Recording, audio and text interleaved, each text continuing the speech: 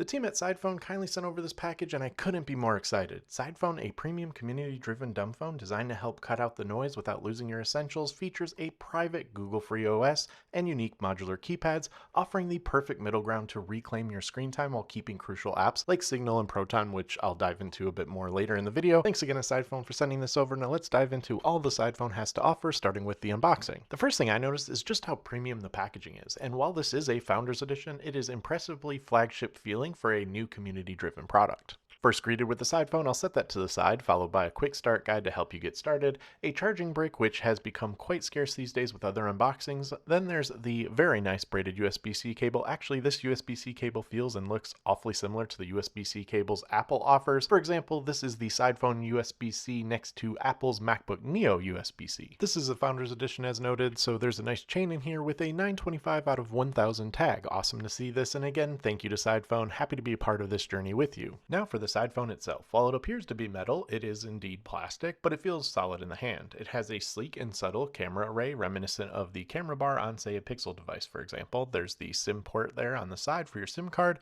rocky volume buttons and the power button, and the USB-C port. Looking all around this device, it looks really solid. There is no headphone jack here, just to note. I'll discard the plastic on the screen to unveil the 2.8-inch display that reminds me of the Palm phone. The included T9 module brings back this satisfying tactile typing experience of the early 2000s, perfect for ditching the tiny 2.8-inch touchscreen and relying on old-school muscle memory. Swapping it is a breeze too, just pull off the current plate and snap the magnetic T9 module right into place. This then gives the Sidephone a completed dumb phone aesthetic, almost reminds me of a Nokia or maybe a Kyocera from back in the day. Swapping the T9 module takes seconds, just pull off the plate. Being 925 out of 1000 on this journey is exciting. We need more unique modular devices in a repetitive market. I appreciate the included T-Mobile MVNO SIM and easy online activation. You can choose a $35 a month unlimited plan, though it's not truly unlimited. It's 22 gigabytes of data, 10K minutes or text, or a $10 a month 1 gigabyte plan with the same minutes and text. I personally opted for the $10 plan. The Sidephone sundial modular accessory features a 14-button layout that brings a unique physical interface to the device. It doesn't currently have a classic iPod-style app or specific music integration, but seeing that functionality added in the future would be a fantastic upgrade. The compact QWERTY module features a 5x5 grid that perfectly captures the classic tactile feel of the BlackBerry Pearl SureType keyboard powered by a smart predictive text algorithm. It is the ideal hardware swap for anyone who wants fast physical typing without relying on the tiny touchscreen or T9. The Sidephone's modular design is what instantly drew me in. It makes tech fun again. I'm excited to see how they continue to innovate with this concept. Out of the box, I'm diving right into the QWERTY module because of the nostalgic BlackBerry vibes, but I look forward to testing them all. Module-specific silicone cases are also available, dark or lavender for standard keypads, and pink or orange for the sundial. These aren't the most premium cases out there, but they definitely beat having no protection at all.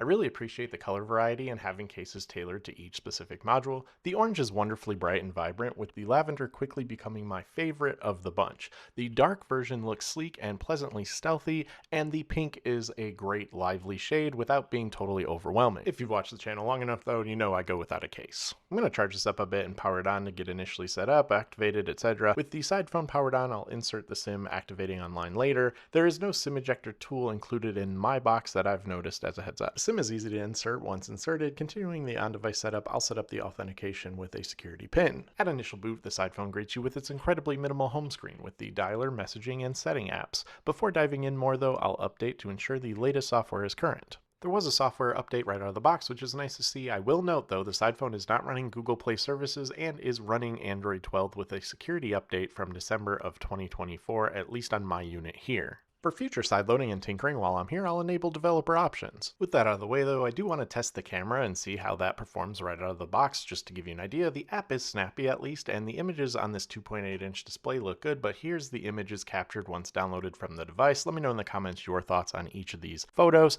Again, it's not going to be a flagship camera, but for a dumb phone of this caliber with this specific price point, I think overall the photos are kind of to be expected, but I'll have to test them out more. To gain access to the essential apps, you select the library app icon, and out of the box there's a convenient QR code to scan and download to install these essential apps. You can also go to the website to access more apps, which I'll show you here shortly. Once I scan the QR code, you can then see the Essentials Plus apps curated by Sidephone. Select the app pack. You can also navigate to each to install. There's a simple audio recording app, a cool antenna pod that lets you manage podcasts, podcast and play them, a calendar app, notes app with material design and clean aesthetic, a music player, and one of my favorites, Local Send, to securely share files with nearby devices. I use it all the time on Linux. Overall, the essentials in addition to the standard apps that you get out of the box. The Sidephone website is very nice, providing a wealth of information on the Sidephone, providing a nice overview on the homepage as well of the supported apps with details of each broken down at a high level. Scrolling down to the bottom with the Sidephone, there's free shipping with your Sidephone order, a 1-year hardware warranty, and a 30-day return policy.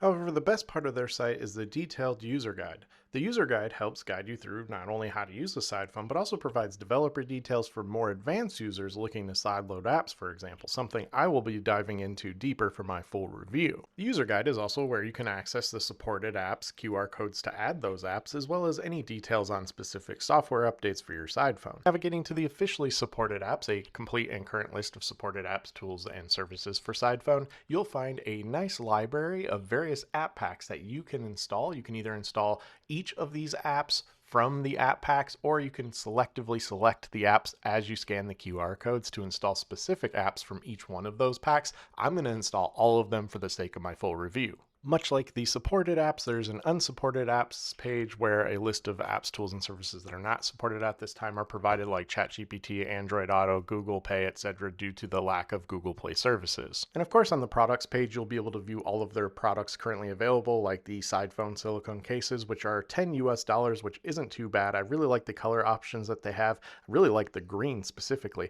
Again, $10. They're not the most premium, but they will offer protection for your Sidephone. It's better to have the case than without.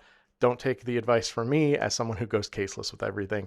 Then there's the compact QWERTY keyboard for $29 US and the Sidephone for $299, which is really not bad for this device. Even right out of the box already, it is very premium for this price point. Works with T-Mobile or T-Mobile MVNOs, and then you get some details on what is going to be in the box with this retail specific unit. Also, I'll link it in the description, but the Sidephone Reddit is a space where users connect directly with creators Chris and Sebastian. Together, they share feedback, squash bugs, and bond over building a healthier, distraction-free relationship with tech. I highly recommend you check out the Reddit where this community-based project was born. If you have any questions on the Sidephone for my full review, please drop a comment. I look forward to the discussion, and I look forward to spending time using the Sidephone as both a Sidephone and a replacement to my smartphone and report back. As always, thank you for watching, take care, and stay safe.